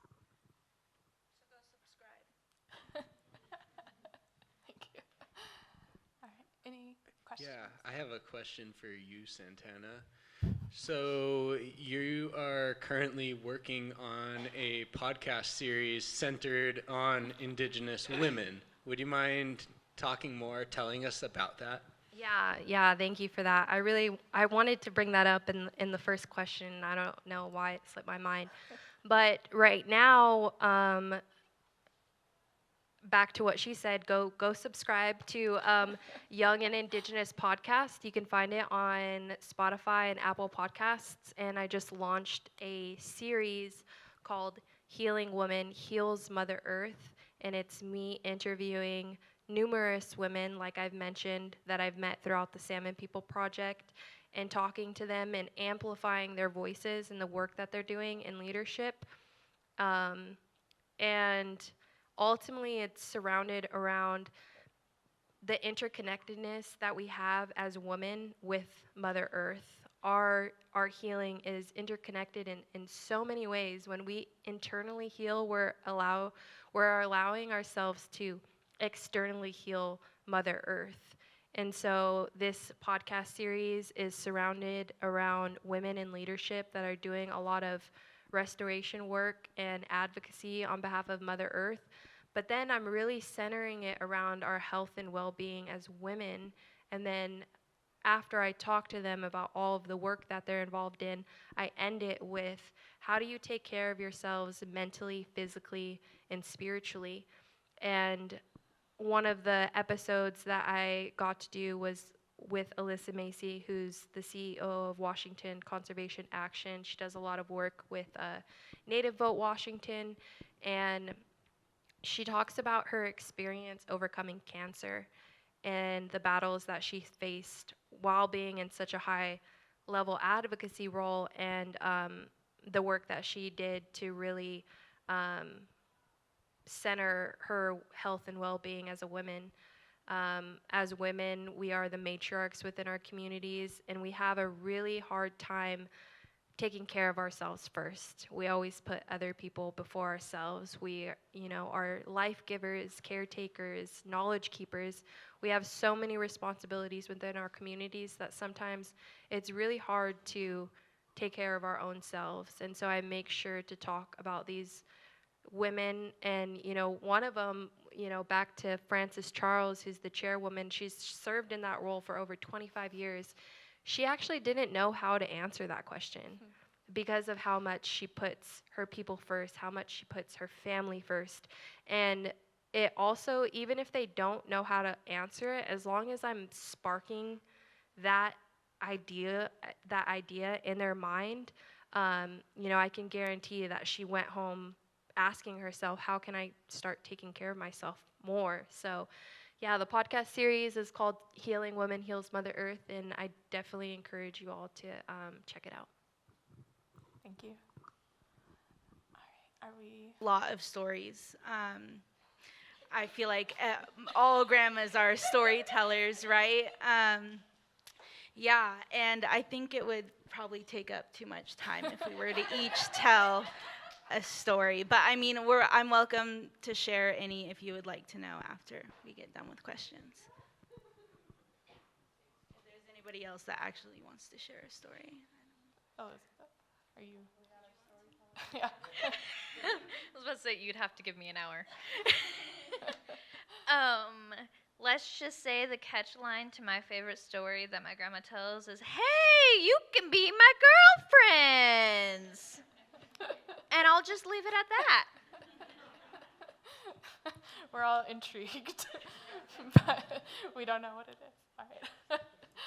All right. Should we end there?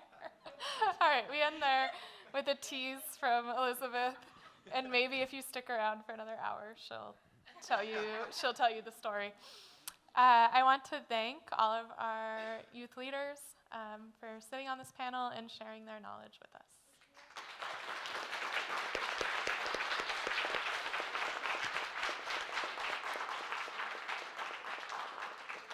We have some gifts as well, so those will be presented.